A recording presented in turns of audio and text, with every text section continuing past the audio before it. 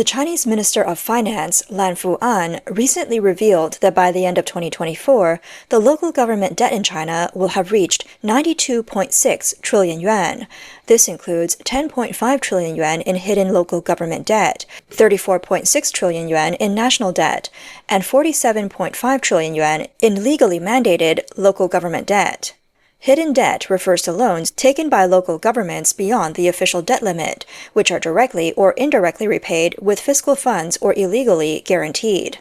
The strict zero-COVID policy imposed by the Chinese government from 2020 to 2022 drained local finances. Since the second half of 2021, the salary cuts for civil servants have affected almost every province, with allowances and bonuses being reduced or cancelled. Even after the end of the zero-COVID policy in late 2022, the Chinese economy continued to decline, making recovery difficult. Recently, the Chinese government has frequently mentioned the need to live frugally. Since 2025, many local governments have faced severe fiscal shortfalls to an unimaginable extent. For example, in many regions, salaries for employees of public institutions have been delayed, and even year-end bonuses and rewards have been cut. In some places, there are even demands to return previously issued bonuses.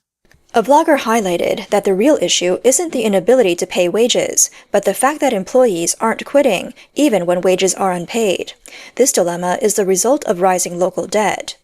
Regarding the data revealed by Lan Fuan, expert Zhang Tianliang discussed the deeper structural issues on his program. He pointed out that in 2024, China's total fiscal revenue is expected to be 23.4 trillion yuan, with 10.1 trillion yuan coming from the central government and 13.3 trillion yuan from local governments. The central government primarily generates income collected by local governments, but then redistributes funds to impoverished areas through fiscal transfer payments.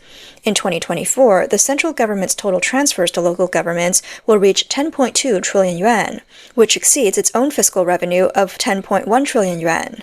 This means that after distributing all its revenue to local governments, the central government will still need to cover 100 billion yuan, leading to a severe shortage in operating funds. Zhang emphasized that the central government's annual expenditure on defense, education, diplomacy, the Belt and Road Initiative, military parades, and other government operations is between 4.5 trillion to 5 trillion yuan. However, since all the revenue is allocated to transfers, these expenses are entirely funded by debt. He described the situation as extremely alarming, noting that China's economy is in serious trouble, with the official data revealing that the Chinese fiscal system is on the verge of collapse. This is the reality reflected in the data released. The financial predicament is severe enough to put Xi Jinping, the leader of the Chinese Communist Party, in a very difficult position. In August, China's retail sales, industrial output, and investment growth all slowed down more than expected. Unemployment rose further, and the real estate sector remained under pressure. Beijing introduced more stimulus measures to prevent the economy from slowing down rapidly, but they proved ineffective. On September 15th, China's National Bureau of Statistics released data showing that industrial output in August grew by just 5.2% year-on-year, marking the lowest level since August 2024. Retail sales of consumer goods increased by 3.4%, the lowest growth since November 2024. From January to August this year, fixed asset investment growth sharply slowed to just 0.5%, marking the worst performance for the same period since the 2020 pandemic. In August, China's real estate market showed weakness across prices, investment, and sales. Data revealed that real estate development investment decreased by 12.9% year-on-year, a larger drop than the 12% decline from the previous 7 months. New residential sales in the first 8 months fell by 7%, surpassing the previous 7-month drop of 6.2%. The price of second-hand homes in 70 cities fell by 2.5% year-on-year, with a monthly decrease of 0.58% in August, slightly worse than the 0.55% decrease in July. A senior economist at Mizuho Securities pointed out that China's GDP growth will likely slow significantly in the third quarter, with further slowdown expected in the fourth quarter. Bloomberg economists Shu Chang and Chu Tianshi also noted that the weak data for 2 consecutive months signals that China's growth slowdown is structural, not temporary. The most obvious signal comes from the plummeting investment, further highlighting the weakness in the housing market, with government-led spending measures proving ineffective. China also reported that exports grew by 4.4% year-on-year in August, marking the slowest growth in 6 months. Nomura economist Lu Ting warned may face a demand cliff in the remaining months of the year due to factors like efforts to curb overproduction, extreme price wars, and weak export momentum. The main stimulus measure introduced by China so far has been a consumer goods trade-in program, offering subsidies for purchasing home appliances and electric vehicles. While this program boosted retail sales since its launch in 2024, it may lose steam as consumers don't frequently buy large items. The slump in the housing market has forced Chinese families to tighten their belts further, affecting corporate confidence and the job market.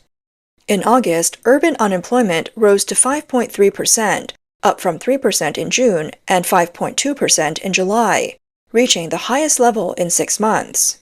However, these numbers are likely to be beautified by the government. A viral video posted by a blogger showed a female PhD student who came back from overseas holding a sign that read, "Begging for food." The blogger remarked that issues in China such as social security, real estate, population structure, healthcare, college graduate employment, and local government debt all stem from the same root cause, the system. Until the system changes, there will be no way out. As China's economic decline continues with factory closures and severe unemployment, a video went viral showing 4 men in Lan Fuan, Hebei province.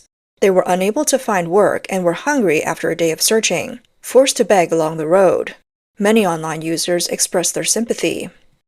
In a video circulating online, 4 men in their 50s or 60s, looking distressed, were sitting at a table preparing to eat.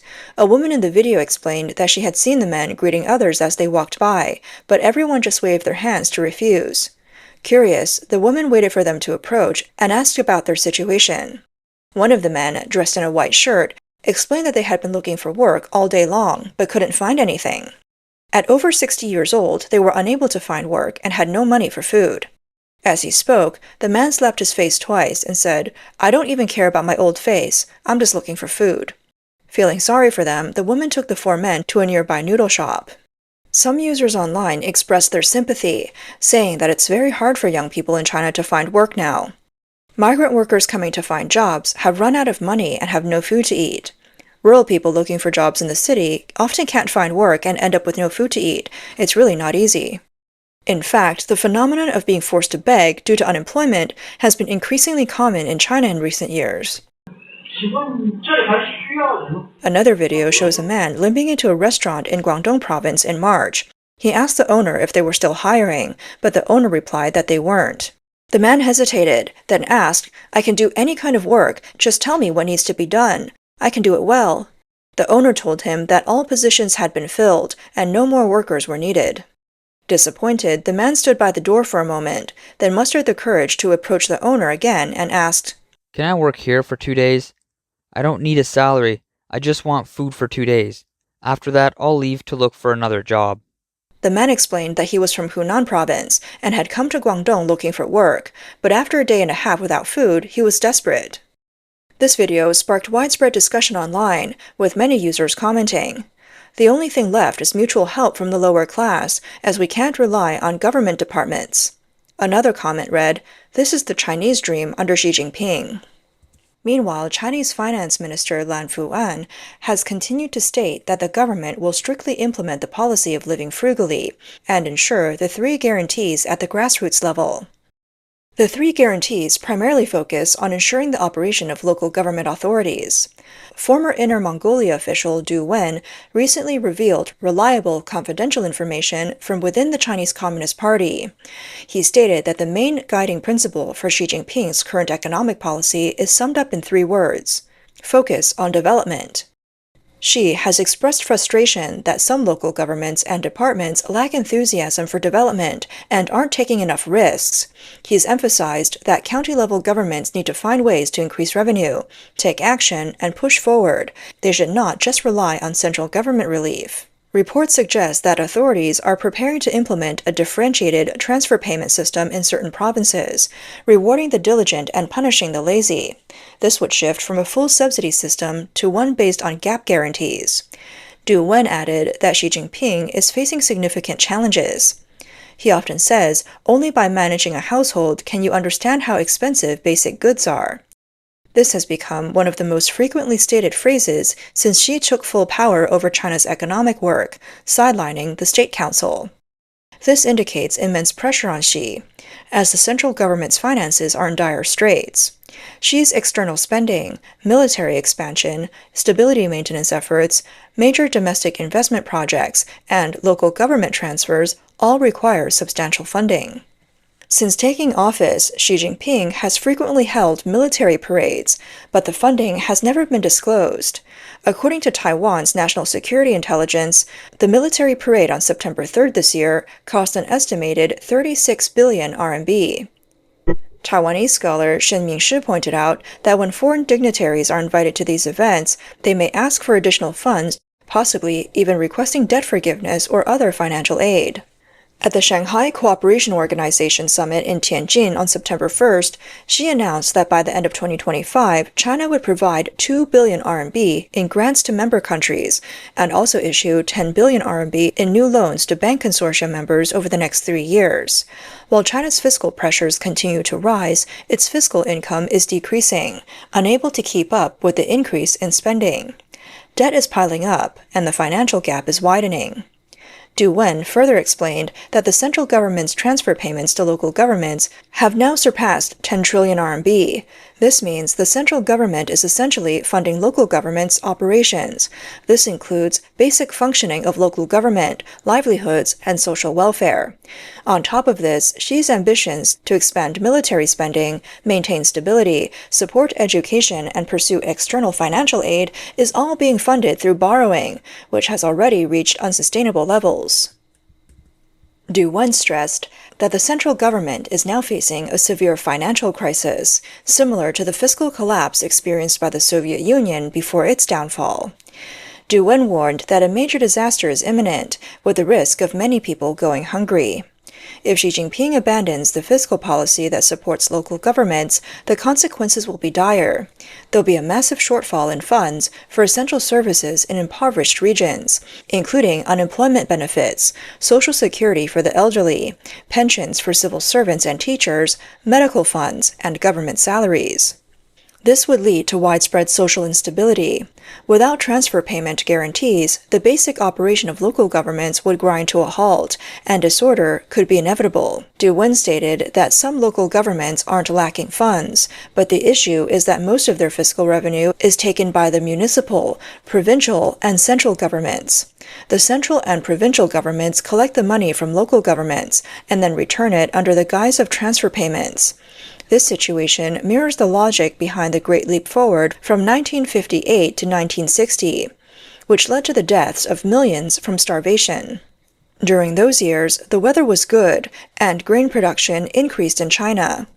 However, under Mao Zedong's leadership, the government prioritized paying off debts to the Soviet Union and local officials, eager to show off their achievements. They collected grains from farmers and sent it to the central government. The central government then sold the grain internationally to fund large-scale aid to African and other third-world countries. Meanwhile, ordinary citizens had no food, and local governments dared not report the situation. The central government pretended not to see, resulting in a large-scale famine where millions of people died. Du Wen pointed out that the situation is similar today. Local government funds are being taken by the central and provincial governments, while Xi Jinping spends money on military expansion and foreign aid. Now the central government plans to stop transfer payments, forcing local governments to generate revenue. But how can they do that? They can only increase the burden on the people. Ultimately, citizens will be left begging, but the Chinese Communist Party no longer allows begging. Some online users joked, "I'll go to Zhongnanhai in Beijing and ask Xi Jinping for food." However, Du Wen reminded them that with the CCP's advanced data monitoring and grid management system, it would be nearly impossible for ordinary citizens to petition in Beijing. The government can't solve the problems, but they can silence those who raise them.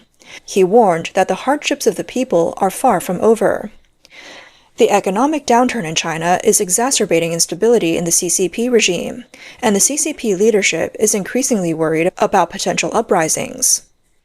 Since Xi Jinping came to power in 2012, the government's surveillance has intensified, reaching deeper into the lives of ordinary citizens. With the full establishment of the social work department across all levels of government, surveillance has reached a new level. Party organizations and social observers have been set up in the food delivery and ride-hailing industries, signaling that the CCP regime is on edge. Chinese scholar Yuan Hongbing, now in exile in Australia, told the media that despite the CCP's use of modern technology to strengthen brainwashing, the vast majority of Chinese people, especially the youth, are now fully aware of the CCP's true nature. Yuan Hongbing added that the CCP's tyranny cannot reform itself, nor will it exit the historical stage automatically. The examples of the Soviet Union's collapse, the Eastern European revolutions, and the current student protests in Nepal all demonstrate that to dismantle the CCP's dictatorship, there must be a mass uprising and nationwide resistance. Yuan Hongbing stated that the CCP is now in an irreversible major crisis. With the conditions for a mass uprising, what's needed now is just a spark. This is the most serious challenge facing China's resistance movement. Retired U.S. Air Force General Blaine Holt previously wrote in Newsweek that the CCP is on the brink of collapse and Xi Jinping may become its last ruler.